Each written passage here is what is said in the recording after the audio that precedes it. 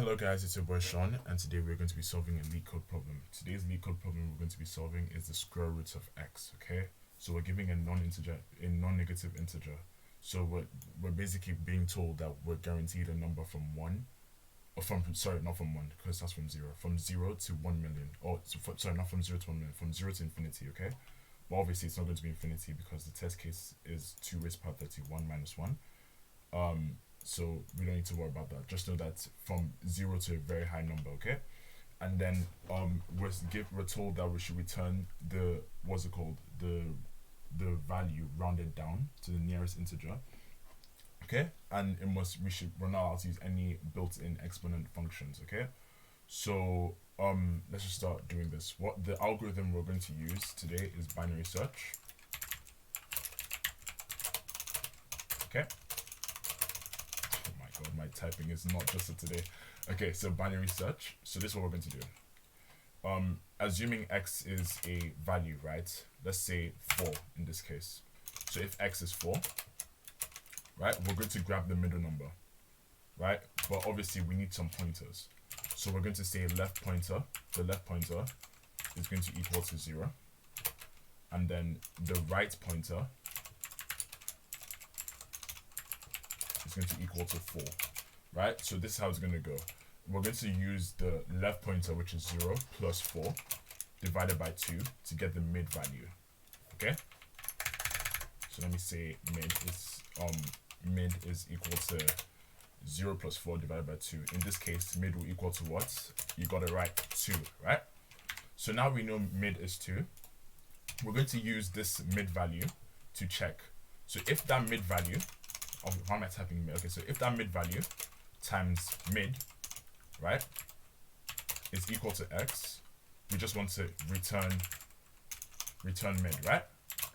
And if it is not, so now we're going to check if the mid value times itself is higher. If mid times mid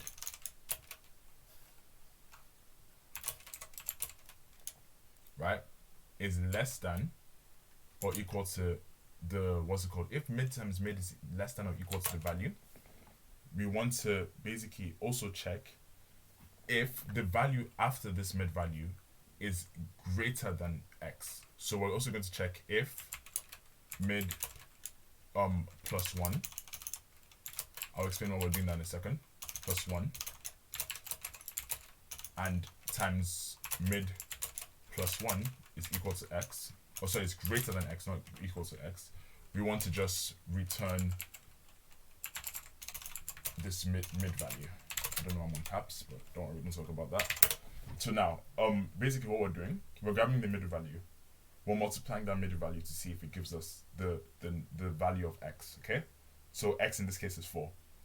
Obviously, with this algorithm, by first glance, this would have already given us 2, because obviously the middle value is 2.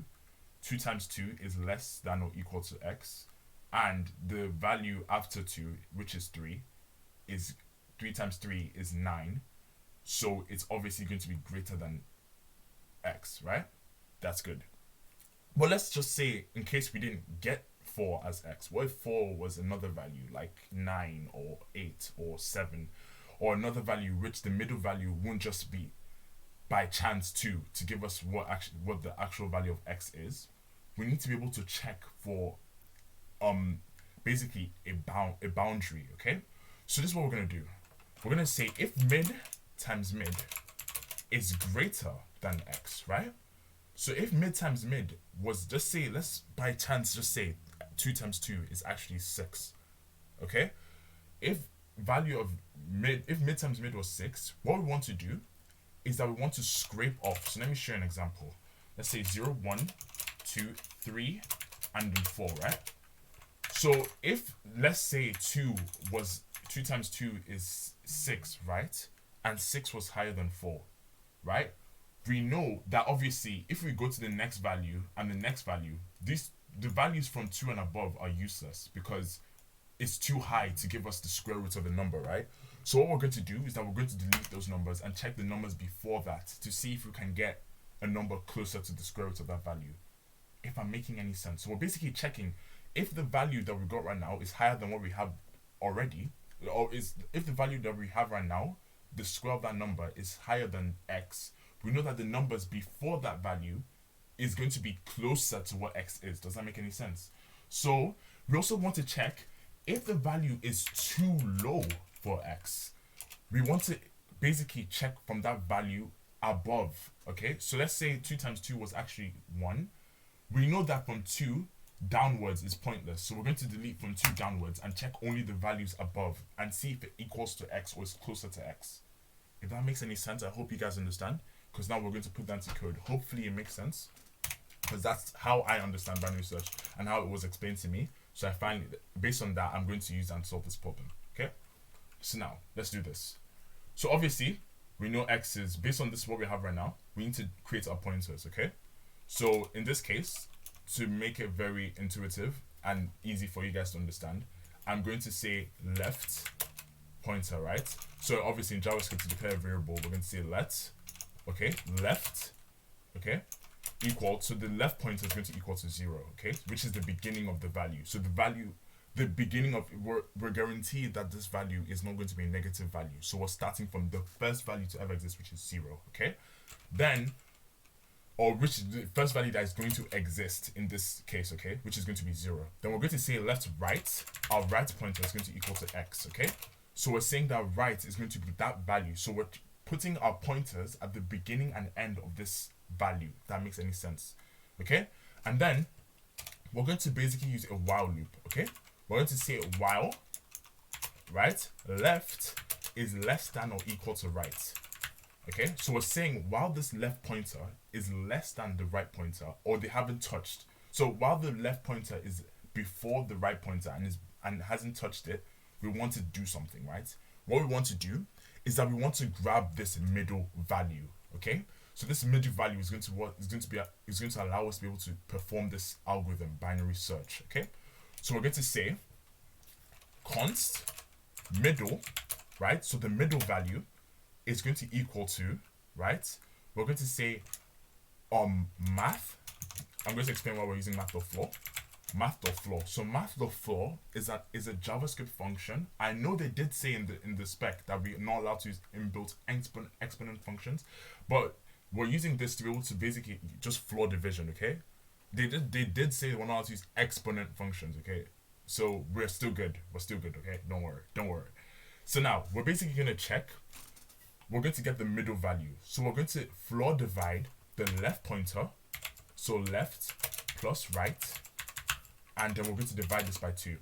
So this is going to allow us to get the middle number. Why we're using floor division is because we do not want remainders, okay? Because we're not guaranteed that the length of this array is always going to be an even number. In some cases, it could be odd. Sorry, my bad, not even.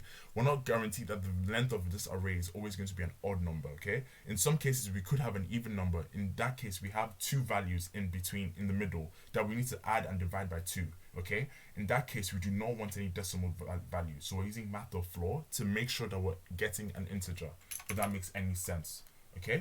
So now, once we do that, we want to then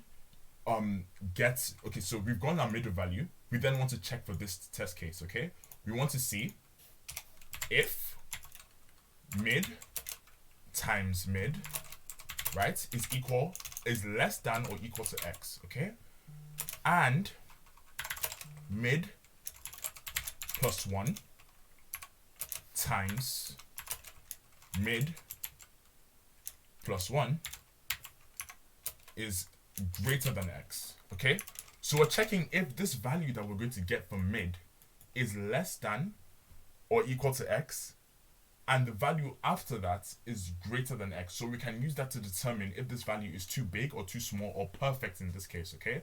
So if that's the case, if the middle value times middle value is less than or equal to x, and the value after that is greater than x, we just want to return this value, okay? We just want to return x, okay? Not x. We just want to return mid, my bad, okay? And then we want to also check if, in this case, remember what I said about if the value is too big, we want to start from the value before the middle number downwards. And if the value is too small, we want to start from the value at the middle number upwards, okay? So that's what we're going to do now. we're gonna say if mid, right, times mid is less than x, okay? So if the value is too small, okay, we want the left pointer. Obviously, I'm making a mistake here because I'm saying mid. It's supposed to be middle, but I hope you guys understand that. Obviously, that was just a mistake from my side, but don't worry. Mid is middle, okay? That's what I meant, okay? So now we're now checking if this middle value times middle value is less than x, okay? And if it is less than x, what we want to do is that we want to set the left pointer, okay? We want to set the left pointer to be equal to middle, right, plus 1. Okay, so we're setting that left pointer to start from the middle number, the number after the middle pointer, the number after the middle number upwards, okay? And then else, right? So we're checking if the value is too small, is too big. We want the right pointer, right, to equal to the middle minus 1. Okay? So now we're returning the value minus 1, okay? So basically we're checking if the value of middle times middle is too big. We want to start from the middle before the middle value downwards. Hope that's making sense. And this is binary search. I do not know the time complexity for this for this algorithm, but I hope this makes sense to you guys in a way. And if we run this, let's see what we get. Okay, so it was a 55 milliseconds problem. Obviously, I have solved this before. This is basically just to show that I myself understand this algorithm and was able to use this algorithm to be able to solve the problem. The algorithm I used before, which was brute force, was, yeah, the time complexity was crazy. As you can see, 1,887 milliseconds, which is even higher than a second. Almost, basically 2 seconds, almost 3 seconds. I'm not that good at maths, obviously, so it's almost to 2 2 seconds. So yeah, this algorithm is very good. I recommend it, and I'm just recording this video to see if I truly understood it. I'm happy I was able to understand it, and if you guys have any questions, put in the comment section. And obviously, I'm still a beginner, I'm still learning, and hope everyone has a good day. Peace out. It's your boy Sean, just solving some LeetCode problems, and yeah, have a good day.